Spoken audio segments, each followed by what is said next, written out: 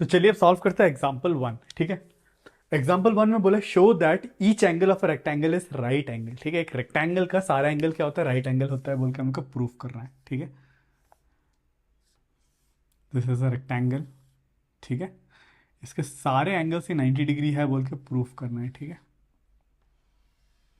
अब देखो कि हम लोग को प्रूफ करने में हो सकता है काफी काउंटर इंट्यूटिव लगे, बट रेक्टेंगल का डेफिनेशन क्या है, रेक्टेंगल इज अ पैरेललोग्राम। ठीक है, अगर मैं बुक में जाओ, अगर आपको रेक्टेंगल का डेफिनेशन देखो तो हम लोग को ये कहा जाता है rectangle is a parallelogram where one angle is 90 degree, is 90 degree. मतलब इस केस में हम लोग को गिवन क्या रहेगा, सपोज ये ए बी सी डी क्या है, रेक्टेंगल है A B C D.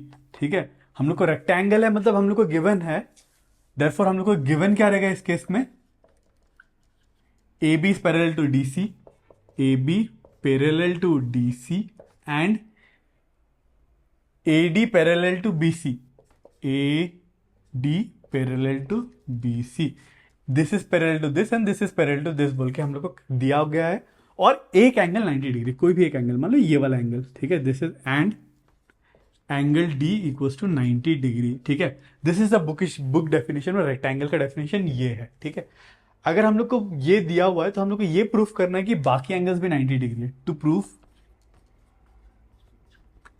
Angle A, angle B and angle C are 90 degree, angle A and angle B and angle C are also 90 degree. ठीक है, तो हम लोग को ये प्रूफ करना है। ठीक है, आई होप क्लियर है।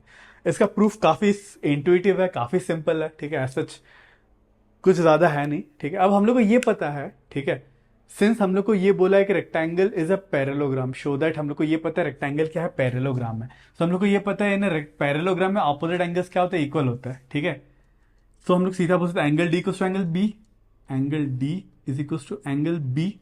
ठीक है, अब हम लोग को एंगल डी 90 डिग्री दे रखा है। ठीक है, एंगल डी 90 डिग्री, देयरफॉर हम लोग को एंगल बी क्या मिला, B is also equals to 90 degree. ठीक है, हम लोग को ये वाला एंगल भी क्या मिला, 90 डिग्री मिला। सो हम लोग ने प्रूफ कर दिया ये वाला 90 डिग्री है, एंगल भी 90 डिग्री। अब देखो, अब हम लोग को ये प्रूफ करना है एंगल ए और एंगल सी भी क्या है, 90 डिग्री है बोल के। अब हम लोग को ये पता है क्योंकि ये सब पैरेललोग्राम तो ये क्वाड्रिलेटरल भी है, तो सारे एंगल का सम क्या होगा, 180 360 डिग्री होगा। ठीक है, so angle A plus angle B plus angle C plus angle D क्या रहेगा, angle A plus angle B plus angle C plus angle D क्या रहेगा, 360 डिग्री।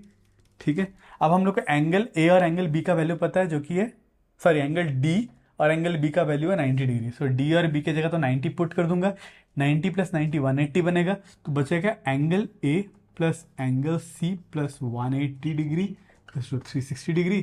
ठीक है, तो हम लोग यहाँ से मिलेगा angle A plus angle C equals to 180 degree. ठीक है, 180 को उधर पे ले गया तो 180 बचा। ठीक है, अब देखो फिर से हम लोग को ये पता है एंगल ए और एंगल सी भी बराबर ही रहेगा।